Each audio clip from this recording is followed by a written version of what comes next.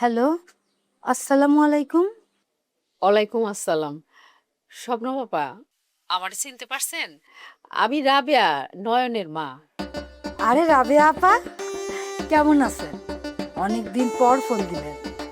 আলহামদুলিল্লাহ, আমি ভালো আছি। আপনি কেমন আছেন?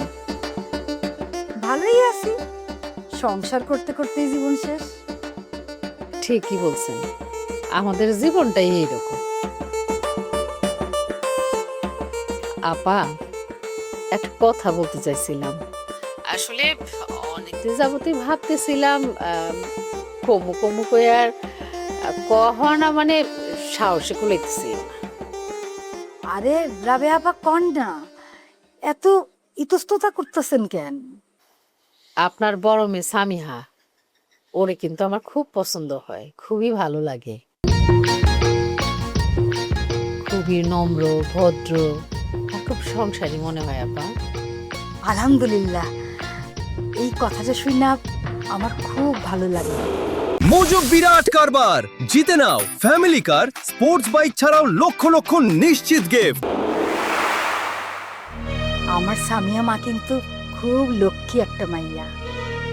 তাই ভাবতেছিলাম, যদি আপনারা রাজি থাকেন তাইলে আমার সামিহা মারে আমার নয়নের জন্য আনতে চাই আপা।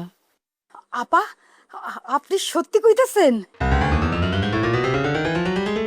এই প্রস্তাব তো আমার সামিয়ার জন্য উত্তম প্রস্তাব।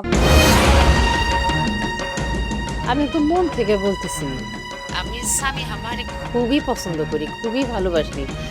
আর যা বুঝলাম, আমার নয়নের কোনো আপত্তি নাই।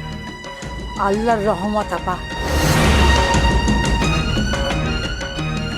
সামিয়া আমার মাইয়া বলে কইতাছি না, ও কিন্তু আসলেই খুব ভালো মাইয়া।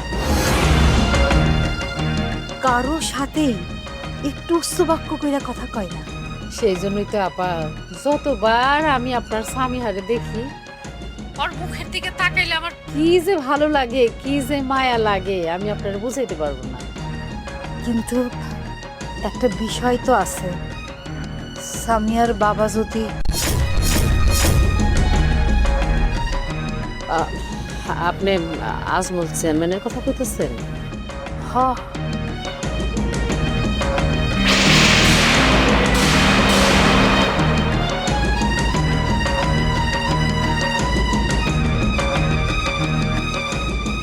হ আপা, উনার কথাই কইতাছি।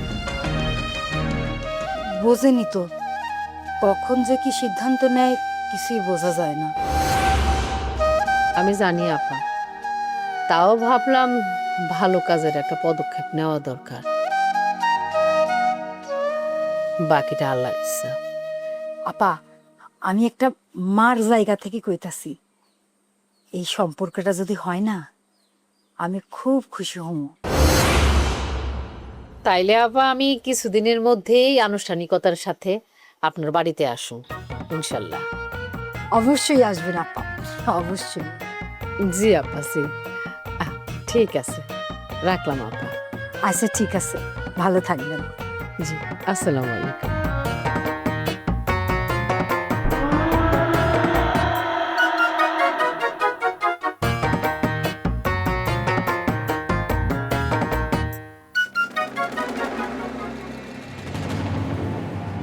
তাইলে এত দূর গড়াইছে, নয়নের মা পর্যন্ত প্রস্তাব নিয়ে আসতে চায়। খেলা তাইলে শুরু হয়েছে, কিন্তু শেষ বাঁশি বাজাই আমি।